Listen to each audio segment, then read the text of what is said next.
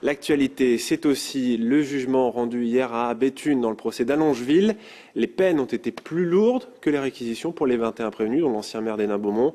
Gérard d'Allongeville écope de 3 ans ferme, mais a déjà fait appel. Il a même annoncé sa candidature aux prochaines élections municipales. Sur place, Hélène Tonneillet et Jean-Pascal Crino. Gérard d'Allongeville est arrivé décontracté au tribunal correctionnel de Béthune. Mais malgré la relaxe d'un certain nombre d'accusations, dont la corruption passive, il est condamné à 50 000 € d'amende et 4 ans de prison, dont 3 fermes, soit 1 année de plus que les réquisitions. Si je ne fais pas appel, vous avez bien compris que voilà, d'Allongeville, il faut vraiment qu'il la ferme. Hein. C'est clair, quoi, c'est un appel. C'est une décision de justice qui est lourde de conséquences parce qu'il faut absolument le faire taire. Il faut qu'on arrête. Donc peut-être qu'il va comprendre si on lui met une décision lourde comme ça. Claude Chopin, l'ancien premier adjoint, écope lui de 3 ans de prison, dont 2 avec sursis. Il dit ne pas vouloir faire appel. L'homme d'affaires Guy Mollet, condamné à la même peine que Gérard d'Allongeville, lui, n'est pas satisfait. Il reconnaissait d'avoir agi aux ordres de M. d'Allongeville, de ne pas l'avoir fait dans son intérêt personnel. Or, le fait de le condamner à la même peine que M. d'Allongeville me laisse à penser que le tribunal a considéré qu'il l'avait fait dans son intérêt personnel, qu'il s'était personnellement enrichi ou qu'il en avait tiré un bénéfice comme a pu le faire M. d'Allongeville, ce qui n'est absolument pas le cas.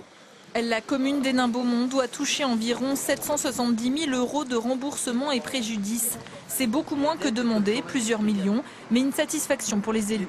Vous savez, ce qu'on attend dans cette affaire, c'est que cette page se tourne et qu'Hénin-Beaumont puisse demain vivre comme toutes les villes de son importance, avec une gestion saine des finances publiques. Il y a déjà un début de réparation, il y a une condamnation qui va au-delà de ce que prévoyait le procureur de la République. 3 ans de prison ferme, c'est pas rien. L'ancien maire Gérard d'Allongeville a fait appel du jugement qui l'aurait privé de ses droits civiques.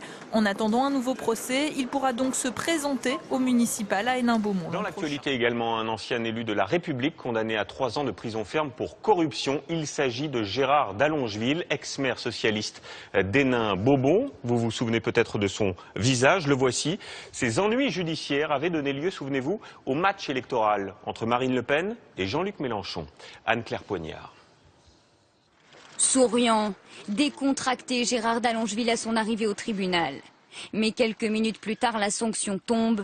3 ans de prison ferme, 50 000 € d'amende et 5 ans d'inéligibilité. Dès sa sortie, l'ancien maire contre-attaque. Sur le terrain judiciaire, il fait appel. Sur le terrain politique, il se pose en victime. D'Allongeville, il faut vraiment qu'il la ferme. Hein. C'est clair, quoi, c'est un appel. C'est une décision de justice qui est lourde de conséquences parce qu'il faut absolument le faire taire. Il faut qu'on arrête. Maire d'Hénin-Beaumont pendant 8 ans, Gérard d'Allongeville vient d'être condamné pour avoir instauré un système de fausses factures entre 2006 et 2009. De l'argent public versé à des entreprises pour des prestations inexistantes, une ardoise à 4 millions d'euros.